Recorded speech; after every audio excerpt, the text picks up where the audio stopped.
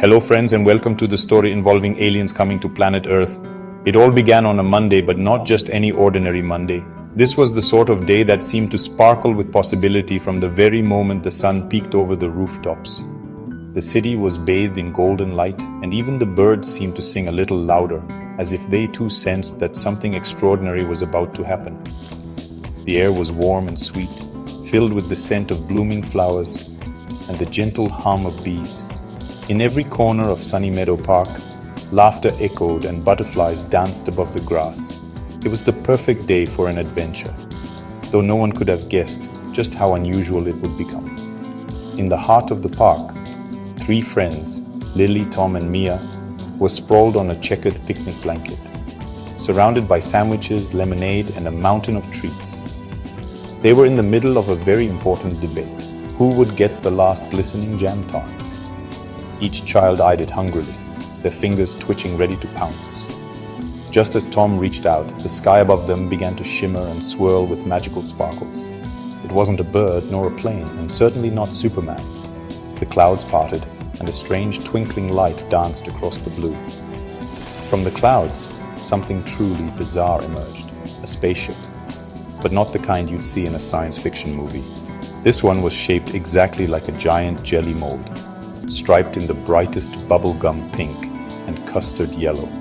It fizzed and whirred, spinning gently as it floated down from the sky, casting wobbly shadows on the grass below. With a soft, springy boing, the jelly spaceship landed right beside their picnic blanket.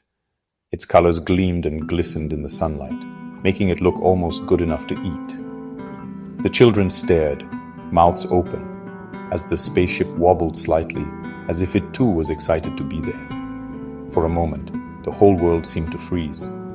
The wind stopped, the butterflies hovered midair, and even the clouds paused their drifting. The only thing that kept moving was a plucky pigeon, utterly unfazed, pecking determinedly at a forgotten crisp nearby. The children, more curious than frightened, huddled together, their eyes as wide as saucers. They whispered excitedly, wondering what could possibly be inside such a peculiar spaceship. Was it friendly? Was it hungry? Or was it just lost on its way to a dessert competition? Suddenly, with a cheerful ka-ching, a rainbow-colored door popped open on the side of the spaceship. Out slid a wobbly, jelly-like ramp that gently touched the grass, sparkling with every color imaginable. The children held their breath, their imaginations running wild. Would a monster stomp out? Or perhaps a postman for squirrels delivering tiny letters and acorns? Anything seemed possible on a day like this. But instead, what appeared was so silly, so wonderfully unexpected, that Mia couldn't help but giggle. And just like that, their ordinary picnic turned into the most extraordinary adventure any of them could have ever imagined. Down the ramp waddled two peculiar creatures, Zorp, who was tall and blue with pom-pom antennae that bounced with every step, and Gleep, who was round and purple with a single enormous blinking eye that seemed to take in everything at once. Their arrival was anything but ordinary. The air shimmered with excitement and a hint of nervousness as the children watched, wide-eyed and silent, from their picnic spot beneath the old oak tree. Gleep blinked slowly, his giant eye reflecting the sunlight, while Zorp's antennae twitched with curiosity. The two aliens paused at the bottom of the ramp, glancing around at the unfamiliar world before them. They wore shiny silver jumpsuits that sparkled in the sunlight, making them look like walking disco balls. But instead of looking scary or dangerous, they seemed more curious than threatening, as if they were explorers on a grand adventure. Zorp raised a long, spindly arm and waved enthusiastically. "Greetings, small Earth beings. We come in peace and curiosity." His voice was cheerful, echoing slightly as if he was speaking through a tin can. Gleep gurgled with delight, his attention caught by the patterned floor squares and tiny edible circles spread out on the picnic blanket. He leaned in closer, sniffing the air and marveling at the strange earthly treats. Lily, the bravest of the group, stepped forward and smiled. "We're children, and that's a picnic blanket. This is a biscuit," she explained, holding one out for the aliens to see. Her voice was gentle, hoping to make the visitors feel welcome. Tom, always eager to share, offered a biscuit to Zorp and added, "It's best with tea?" But we have lemonade, if you'd like to try something sweet and fizzy. He poured a cup, his hands only shaking a little.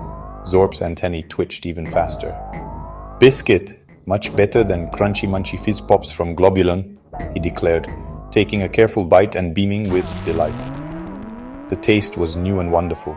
Gleep nodded eagerly, his single eye fixed on the treat as if it were the most precious thing in the universe.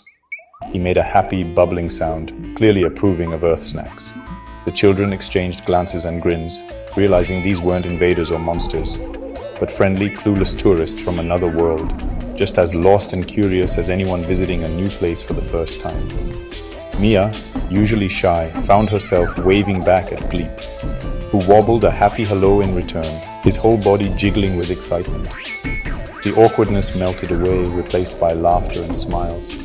"We've read about fun in our guidebook," Zorp said, pulling out a tiny glowing book filled with pictures of children playing.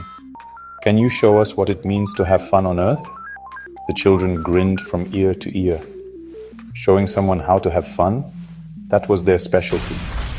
They began to gather their favorite games and toys, eager to share their world with their new friends.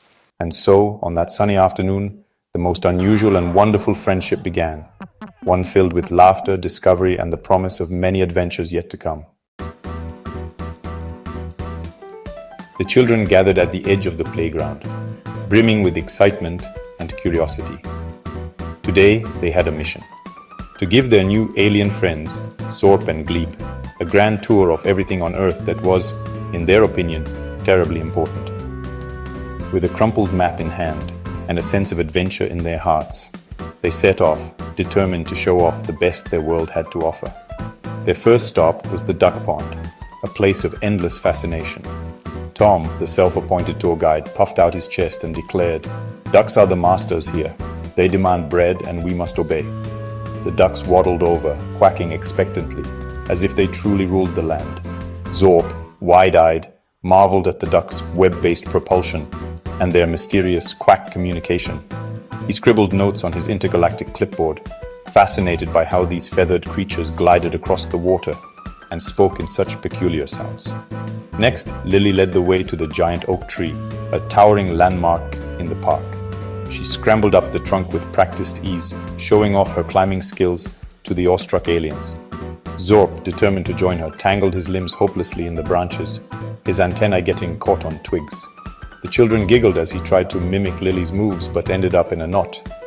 Meanwhile, Gleep was content to simply pat the rough bark, delighted by the texture and the gentle rustle of leaves above.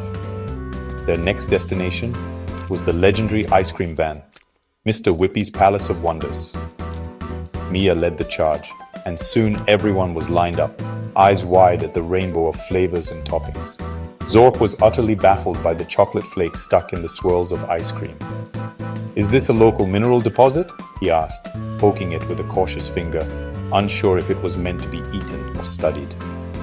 Gleep, on the other hand, gazed dreamily at a picture of a strawberry sundae, imagining what it might taste like on his home planet, where desserts were made of glowing fruit.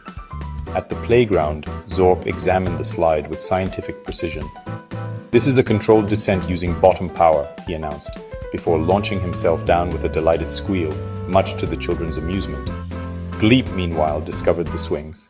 He bounced off with such enthusiasm that he nearly took flight, giggling in a way that sounded like musical bubbles. As the tour wound down, the children and their alien friends paused to look around. The park, so familiar and ordinary, suddenly seemed magical when seen through new, curious eyes. Their world, it turned out, was full of wonders they'd never noticed before. Each tree, duck, and ice cream cone a small miracle waiting to be discovered. Thirsty from their tour, they returned to the picnic for fizzy lemonade.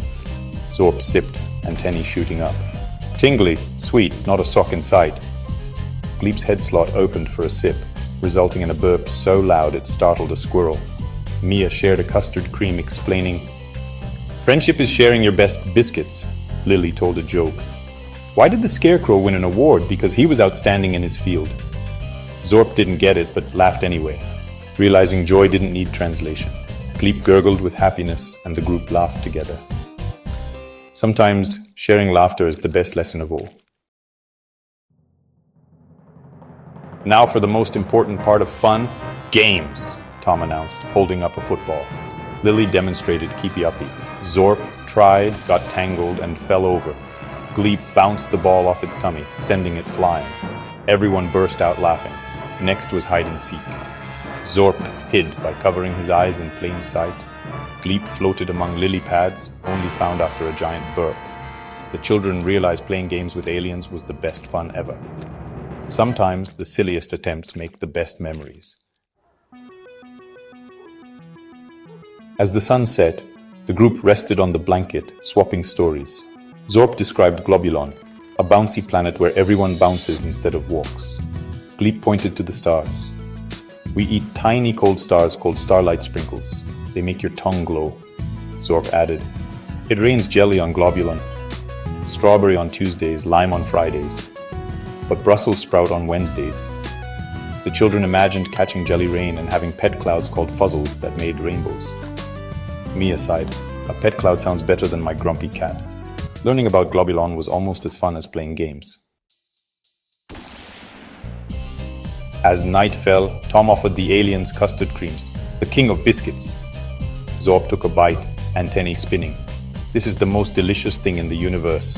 Gleep's turn caused a joyful overload. It shot into the air, spun, and landed with a thump, releasing a stream of shimmering bubbles. The children laughed until they cried. Zorp declared, your Earth food has unexpected side effects. Even the grumpy pigeon seemed to smile. Sharing food and laughter was the perfect end to a perfectly silly day. The spaceship chimed. It was time for Zorp and Gleep to go. The children's faces fell. Will you come back? Lily asked. Of course, Zorp promised. We've only seen a tiny bit of your fun. Next time we'll bring jelly rain and starlight sprinkles. The thought of glowing tongues made everyone giggle. Zorp and Gleep waved from the ramp, thanking their friends for laughter and custard creams. The spaceship lifted off, its stripes glowing as it vanished into the night sky. The promise of more adventures made the goodbye a little sweeter. The children stood in the quiet park, wondering if it had all been a dream. But in the middle of the blanket was a soft white pom-pom, Zorp's, left behind. It hummed with happy energy. It was real. They'd made friends across the stars and learned that the world was full of possibilities. They vowed to keep the pom-pom safe and be ready for the aliens' return, with more jokes, lemonade, and custard creams. Friendship, they realized, could stretch across the universe. Walking home, they smiled, knowing this was just the beginning. Somewhere, Zorp and Gleep were bouncing home, already planning their next visit to the most fun little planet they'd ever seen. Thank you for watching, and don't forget to subscribe.